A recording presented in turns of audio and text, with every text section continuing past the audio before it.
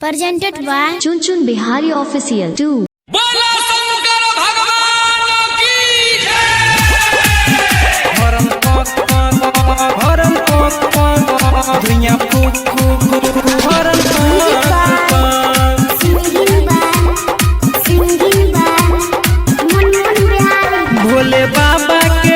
भोले बाबा के देवघर में गाजा चढ़ेबे, चिलम में भरी के धुइया उड़ेबे, धुइया फूक फूक चिलम फूक फूक, धुइया फूक फूक चिलम फूक फूक, जल चढ़ाबे ला देवघर बुलेट लगा जेबे, रास्ता में गाड़ी के हॉर्न बजेबे, हॉर्न पक पक हॉर्न पक पक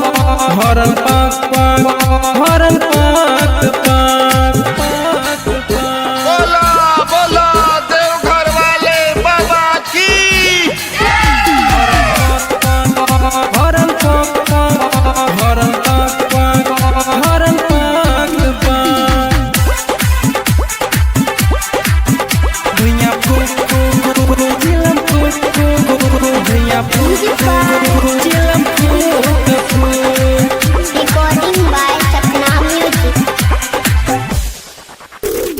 गाजा पी के सब कमरिया बोलबम बोले छे, डीजे पर भक्ति बजा के मस्ती में डोले छे, मस्ती में डोले छे, सब कमरिया कमर लाके सावन में आवे छे, गाजा पी के भोला के मस्ती में जल चढ़ावे छे, मस्ती में जल चढ़ावे छे, भोला ले हम भंग धतुर, भोला ले हम भंग धतुर, घरे से लेके जेबे, घरे से लेके जेबे, गांजा भर के चिलम से धुइया उड़ेबे, धुइया फूक फूक चिलम फूक फूक, धुइया फूक फूक चिलम फूक फूक।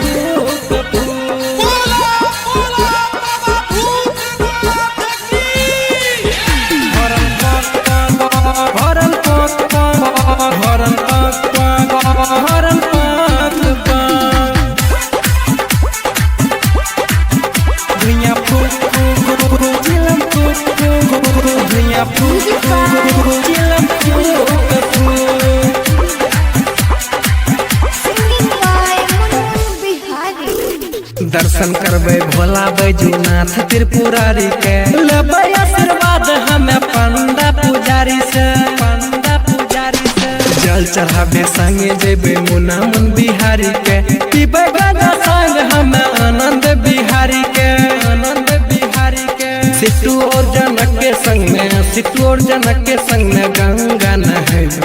गंगा नहाबे, गंजा भर के चिलम से धुइया उड़ेबे, धुइया फूक फूक चिलम फूक फूक, धुइया फूक फूक चिलम फूक फूक, जल चढ़ाबे ला देवघर बुलेट लगा जेबे, रास्ता में गाड़ी के हॉर्न बजेबे, हॉर्न पक पक हॉर्न पक पक हॉर्न पक पक